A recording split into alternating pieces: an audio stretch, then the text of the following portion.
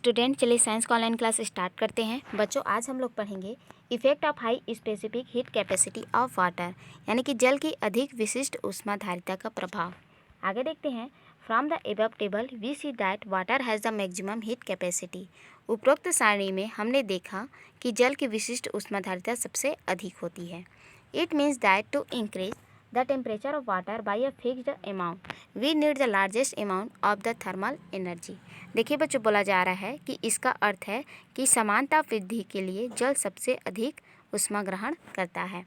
It also release the largest amount of energy while cooling। बोला जा रहा है कि जल ठंडा होते समय अधिक ऊष्मा देता है।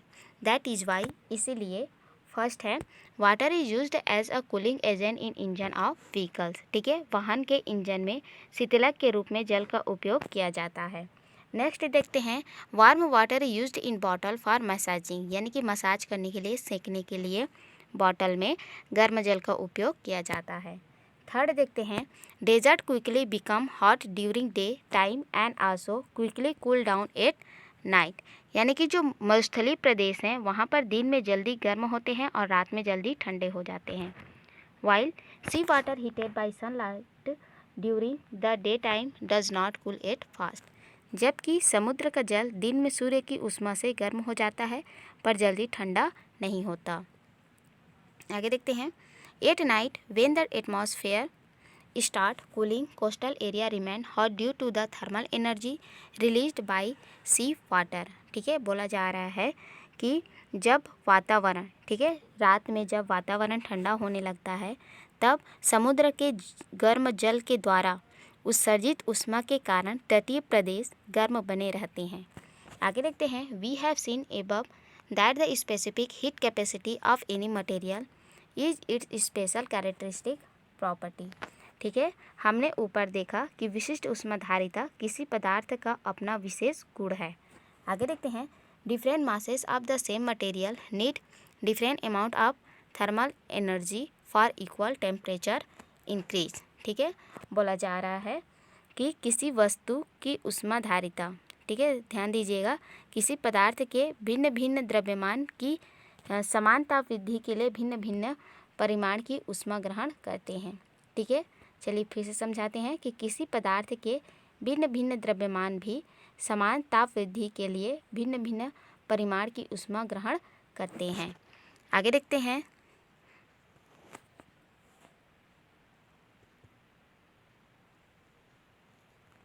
This property of the object is known as its heat capacity, और यह प्रॉपर्टी, ठीक है, किसी वस्तु का हीट कैपेसिटी कहलाता है। आगे देखते हैं। The required thermal energy for increasing the temperature of an object of any substance by 1 degree Celsius is called the heat capacity of the object। ठीक है, बोला जा रहा है कि किसी पदार्थ का ताप 1 डिग्री सेल्सियस बढ़ाने के लिए आवश्यक ऊष्मा की मात्रा उस पदार्थ की ऊष्माधारिता कहलाती है। आगे देखते हैं। To heat the object the required amount of thermal energy depend on its mass specific heat capacity and increase in its temperature. ठीक है, बोला जा रहा है कि किसी वस्तु को गर्म करने के लिए आवश्यक ऊष्मा उसके द्रव्यमान, विशिष्ट ऊष्माधारिता एवं उसके ताप में वृद्धि पर निर्भर करता है। आगे देखते हैं। The amount of thermal energy required for an object to increase its temperature by T degree Celsius is Q equal to mst। ठीक है, बोला जा रहा है कि गर्म होने के लिए वस्तु द्वारा ली गई ऊष्मा, ठीक है बच्चों, यानी कि गर्म होने के लिए वस्तु द्वारा ली गई ऊष्मा T degree Celsius is Q। ठीक है, Q बराबर होता है mst। ठीक है, जहाँ पर बच्चों Q क्या है कि वस्तु द्वारा ली गई ऊष्मा, ठीक है, गर्म होने के लिए वस्तु ऊष्मा जो ग्रहण करते हैं उसको यहाँ पर Q से दर्शाया गया है, और Q बराबर होता है mst। ठीक है, जहाँ m मास है, s है स्पेसिफिक हीट कैपेसिटी, और T चेंजेस इन टेम्परेचर। ठीक है, तो यहाँ पर आप देख सकते हैं Q इक्वल टू होता है m multiply specific heat capacity multiply change in temperature. Example, उदाहरण। The required thermal energy for increase the temperature of an object made of copper having a mass 100 kg by 10 degree Celsius is. बोला जा रहा है कि 100 kilogram तांबे का ताप 10 degree Celsius बढ़ाने के लिए आवश्यक ऊष्मा Q इक्वल टू, यहाँ पर आप देख सकते हैं 100 kg multiply 386 joule multiply kg degree Celsius multiply दिया है यहाँ पर 10 डिग्री सेल्सियस। ठीक है बच्चों, तो यहाँ पर आपने जो देखा था Q इक्वल टू MST था, उसी पर यहाँ पर जो मान है उसको रखा गया है। तो Q इक्वल टू होता है 100 kg, ठीक है, जो उसका मास था, और आगे लिखा है एस यानी कि जो उसका स्पेसिफिक हीट कैपेसिटी है।